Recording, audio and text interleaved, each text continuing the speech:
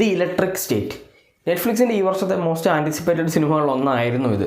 അങ്ങനെ എക്സൈറ്റഡ് ആയിട്ട് ഇരിക്കാനായിട്ടുള്ള റീസൺസ് ഈ സിനിമയ്ക്ക് ഉണ്ടായിരുന്നു. അതിനകത്ത് മെയിൻ റീസൺ എന്താണെന്ന് വെച്ച് കഴിഞ്ഞാൽ സിനിമ ഡയറക്റ്റ് ചെയ്യുന്നത് റൂസോ ബ്രദേഴ്സ് ആയിരുന്നു എന്നുള്ളതാണ്. അതുതന്നെയാണ് ഈ സിനിമയെ ഭയങ്കരമായിട്ട് സ്പെഷ്യലാക്കിയത്. നെറ്റ്ഫ്ലിക്സിൻ്റെ ഒരു സിനിമ റൂസോ ബ്രദേഴ്സ് വീണ്ടും ഡയറക്റ്റ് ചെയ്യുന്നു. അവസാനം ദി ഗ്രേമാനാണ് നെറ്റ്ഫ്ലിക്സിന് വേണ്ടി അവർ ഡയറക്റ്റ് ചെയ്തത്. അതിനുശേഷം ഈ സിനിമയാണ് ഡയറക്റ്റ് ചെയ്യുന്നത്. പിന്നെ ക്രിസ് പ്രാറ്റും മില്ലി ബോബി ബ്രൗണും ഇതിനകത്ത് ലീഡിങ് റോൾ ചെയ്യുന്നു. ഭയങ്കര വലിയൊരു കാസ്റ്റുള്ള സിനിമ. അങ്ങനെ ഒരുപാട് പ്രത്യേകതകൾ ഉണ്ടായിരുന്നു ഈ ഒരു സിനിമയ്ക്ക്. എന്തോ $320 മില്യൺ ഈ സിനിമയുടെ പ്രൊഡക്ഷൻ കോസ്റ്റ്. അത്രയും വലിയ പ്രൊഡക്ഷൻ കോസ്റ്റുള്ള ഒരുപാട് CG വർക്കും VFX കാര്യങ്ങളൊക്കെ ഉള്ളൊരു സിനിമയായിരുന്നു ദി ഇലക്ട്രിക് സ്റ്റേറ്റ് എന്ന് പറയുന്നത്. നമ്മളത്രയും പ്രതീക്ഷയാണ് സിനിമ കാണാനായിട്ട് പോകുന്നത്. സിനിമ കണ്ടു കഴിഞ്ഞപ്പം actually I am very disappointed. കാരണം എന്താണെന്ന് വെച്ച് കഴിഞ്ഞാൽ ഇപ്പം ഡയറക്ഷൻ സൈഡ് നോക്കുകയാണെങ്കിൽ അല്ലെങ്കിൽ VFX CG സൈഡൊക്കെ നോക്കുകയാണെങ്കിൽ അതെല്ലാം നല്ലതാണ്. ഇതിനകത്ത് പ്രധാന പ്രോബ്ലം എന്താണെന്ന് വെച്ച് കഴിഞ്ഞാൽ ഇതിൻ്റെ സ്ക്രിപ്റ്റിംഗ് സൈഡ് അല്ലെങ്കിൽ സ്റ്റോറി എന്ന് പറയുന്നത് ഭയങ്കര വീക്കായിട്ട് എനിക്ക് ഫീൽ ചെയ്തു. മേ ബി ഒരു 10-15 വർഷം മുമ്പൊക്കെ ഈ സിനിമ റിലീസായിരുന്നു എന്നുണ്ടെങ്കിൽ മേ ബി കുറച്ചും കൂടെ നമുക്ക് അക്സെപ്റ്റൻസ് കിട്ടിയാനെ. ഈ കാലത്ത് നമ്മൾ ഇങ്ങനത്തുള്ള സിനിമകൾ കുറേ അധികം ഇപ്പം റോബോട്ട് വേഴ്സസ് ഹ്യൂമൻ വാർ പോലെയുള്ള സാധനങ്ങൾ നമ്മൾ ഒരുപാട് കണ്ടിട്ടുണ്ട്. അതിൻ്റെ ഒരു ഡിഫറൻറ്റ് വേർഷനാണ് ഇവർ ഉദ്ദേശിച്ചത്. പക്ഷേ നമുക്കും ഇതിൻ്റെ സ്റ്റോറി അങ്ങോട്ട് അക്സെപ്റ്റ് ചെയ്യാൻ പറ്റുന്നില്ല എന്നുള്ളതാണ്. ഈവൻ ഇതിൻ്റെ കോർ സ്റ്റോറി എന്ന് പറയുന്ന സാധനം നമുക്ക് അങ്ങോട്ട് അക്സെപ്റ്റബിൾ അല്ല. നമുക്കൊരു ഇമോഷണലി കണക്റ്റ് ആവുന്നില്ല എന്നുള്ളൊരു പ്രോബ്ലം ഈ സിനിമയ്ക്ക് ഭയങ്കരമായിട്ട് അഫക്റ്റ് ചെയ്തിട്ടുണ്ടെന്നാണ് എനിക്ക് ഫീൽ ചെയ്തത്. ബാക്കി ഇപ്പം റൂസോ ബ്രദേഴ്സിൻ്റെ ഡയറക്ഷനിലോ അല്ലെങ്കിൽ ഇതിനകത്ത് ചെയ്തിരിക്കുന്ന VFXലോ CGയിലോ ഒന്നും എനിക്ക് പ്രശ്നമില്ല. ഈ സ്റ്റോറി ഒരു 1.25 മണിക്കൂറുള്ള ഒരു സിനിമ കാണുന്ന സമയത്ത് നമുക്ക് എവിടെയെങ്കിലും എന്തെങ്കിലും ഒരു അഡ്രിനൽ റഷ് അല്ലെങ്കിൽ ഇമോഷണലി കണക്റ്റ് ആവുന്ന അല്ലെങ്കിൽ എക്സൈറ്റിങ് തരുന്ന കുറച്ച് സീനുകൾ വേണമല്ലോ. ഇവിടെ എവിടെയും ആ സാധനം ഇല്ലാന്നുള്ളത്. ഈവൻ ക്ലൈമാക്സിൽ പോലും നമുക്കങ്ങോട്ട് ഇമോഷണലി കണക്റ്റ് ആവുന്നില്ല. ഒരു സെൻറ്റിമെൻ്റൽ സീന് വന്നാൽ പോലും നമുക്കങ്ങോട്ട് ഇമോഷണലി കണക്റ്റ് ആവുന്നില്ല.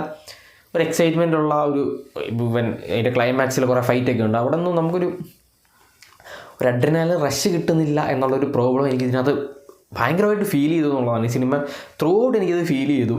പിന്നെ എനിക്ക് തോന്നിയ പ്രശ്നം എന്താണെന്ന് വെച്ച് കഴിഞ്ഞാൽ മില്ലി ബോബി ബ്രൗണിൻ്റെ ആക്ടിങ്. പുള്ളിക്കാരി ഓക്കെ ഭയങ്കര മെച്യൂറാണ്, അത്രയും പ്രായത്തിൽ ഭയങ്കര മെച്യൂറാണ്, അതൊക്കെ ഓക്കെയാണ്. പക്ഷേ അഭിനയം എന്ന് പറയുന്നത്, അതായത് ഇപ്പം ഹോളിവുഡിൽ നിൽക്കുന്ന ടോപ്പ് ആക്ട്രസിനെയൊക്കെ വെച്ച് നോക്കുമ്പോൾ ആക്ടേഴ്സ് ഉണ്ടല്ലോ ഇപ്പോഴത്തെ നിൽക്കുന്നത്. ഇപ്പം മിക്കി മാഡിസൺ പോലെയുള്ള ഇപ്പം ഓസ്കാർ കിട്ടിയ ആക്ടേഴ്സ് വെച്ച് കമ്പയർ ചെയ്യുമൊന്നുമല്ല. എന്നാലും ഈ പറയുന്ന ഒരുമാതിരി എല്ലാ ആക്ടേഴ്സിനെ ഇപ്പോൾ നമ്മൾ നോക്കുകയാണെന്നുണ്ടെങ്കിൽ അവരുമായിട്ടൊന്നും ഒരു തരത്തിലും കമ്പയർ ചെയ്യാൻ പറ്റുന്നൊരു നടിയേ അല്ല മില്ലി ബോബി ബ്രൗൺ. കാരണം അപ്പാർട്ട് ഫ്രം സ്ട്രേഞ്ചർ തിങ്സ് എനിക്ക് മില്ലി ബോബി ബ്രൗൺ എന്ന് പറയുന്ന നടിയുടെ വേറൊരു സിനിമ ഇഷ്ടപ്പെട്ടിട്ടില്ല. പുള്ളിക്കാരുടെ അഭിനയം അത്ര മോശമായിട്ടാണ് എനിക്ക് അതിൻ്റെ ഇപ്പം സ്ട്രേഞ്ചർ തിങ്സിനകത്ത് 2-3 സീസൺ, അതായത് കുട്ടിയായിരുന്ന സമയത്ത് നല്ല അഭിനയമൊക്കെ ആയിരുന്നു. പക്ഷേ പിന്നീട് വന്ന സമയത്ത് ഓക്കെ ഇവിടേക്ക് എന്തോ മിസ്സിങ്.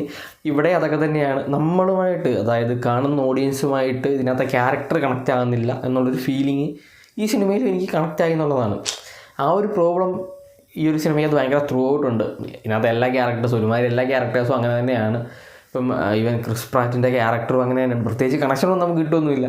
എങ്കിലും പുള്ളിക്കാരൻ കുറച്ച് കോമഡിയൊക്കെ ചെയ്യാനായിട്ടൊക്കെ ശ്രമിച്ചിട്ടുണ്ട്. സിനിമയുടെ പ്രോബ്ലം ഇതാണ് ഇതിനകത്ത് ഏറ്റവും വലിയ പ്രോബ്ലം. ഒരു മസ്റ്റ് വാച്ച് ഐറ്റം ഒന്നും അല്ല. നിങ്ങൾക്ക് ഫ്രീ ആയിട്ട് സമയമുണ്ട്, കുറേയധികം സമയമുണ്ട്, അല്ലെങ്കിൽ സിനിമ വേറെ ഒന്നും കാണാനില്ല, ഒരു സൈഫൈ അഡ്വഞ്ചർ സിനിമ തന്നെ കാണണം എന്ന് നിർബന്ധമുള്ള ഒരാൾക്ക് ഒരു 1 ടൈം കണ്ടിരിക്കാം. ഞാൻ പറയുകയാണ്, 1 ടൈം ജസ്റ്റ് കണ്ടിരിക്കുക എന്നുള്ളതേ ഉള്ളൂ. ഈ സിനിമ കണ്ടു കഴിയുമ്പോൾ നിങ്ങൾക്ക് പ്രത്യേകിച്ച് സാറ്റിസ്ഫാക്ഷനോ കാര്യങ്ങളോ ഒന്നും ഉണ്ടാവില്ല. ഒരു നല്ല സിനിമ കണ്ട ഫീൽ നിങ്ങൾക്ക് കിട്ടില്ല. ഒരു ഫീൽ ഗുഡ് സിനിമ കണ്ട ഫീലോ അല്ലെങ്കിൽ ഒരു നല്ലൊരു സൈഫൈ സിനിമ കണ്ട ഫീലോ ഒന്നും കിട്ടില്ല. ആക്ച്വലി ഈ ഒരു സിനിമ എന്ന് പറയുന്നത് എനിക്ക് തോന്നുന്നില്ല, ഞാൻ നോക്കിയ സമയത്ത് ഇതൊരു ഗ്രാഫിക് നോവലിൻ്റെ ലൈവ് ആക്ഷൻ അഡാപ്റ്റേഷനാണ്. മേ ബി ഇതൊരു ഗ്രാഫിക് നോവലിന് ഈ സ്റ്റോറി മതിയായിരിക്കും. പക്ഷേ 2025 നെറ്റ്ഫ്ലിക്സിൽ ഇറങ്ങുന്ന ഒരു സിനിമയ്ക്ക് വേണ്ട ഒരു കോർ സ്റ്റോറി ഈ സിനിമയ്ക്കില്ല. ഇതിൻ്റെ എവിടെയില്ല എന്നുള്ളൊരു ഭയങ്കര പോരായ്മ. റൂസോ ബ്രദേഴ്സ് ചെയ്യണം എന്ന് ഇതേത് ഡയറക്ടർ ചെയ്താലും ഈ ഒരു ഫീലേ വരുള്ളൂ. ഇതിനകത്ത് കൂടുതലൊന്നും റൂസോ ബ്രദേഴ്സിന് കാണിക്കാനായിട്ടൊന്നും ഇല്ല എന്നാണ് എനിക്ക് ഫീൽ ചെയ്തത്. അതാണ് ഇതിനകത്ത് ഏറ്റവും വലിയ പ്രോബ്ലം. ഭയങ്കര ഡിസപ്പോയിൻറ്റഡ് ആയിപ്പോയി കണ്ട സമയത്ത്. വെറുതെ കുറേ സമയം വേസ്റ്റ് ചെയ്തു എന്നുള്ളൊരു ഫീല്. നിങ്ങൾ കണ്ടു നോക്കുക ദി ഇലക്ട്രിക് സ്റ്റേറ്റ്. കണ്ടിട്ട് നിങ്ങളുടെ ഒപ്പീനിയൻ നിങ്ങൾ പറയുക. വീഡിയോ ഇഷ്ടപ്പെട്ട ലൈക്ക് ചെയ്യുക, ഷെയർ ചെയ്യുക, സബ്സ്ക്രൈബ് ചെയ്യുക. നമുക്ക് നെക്സ്റ്റ് വീഡിയോ കാണുന്നത്. Bye guys.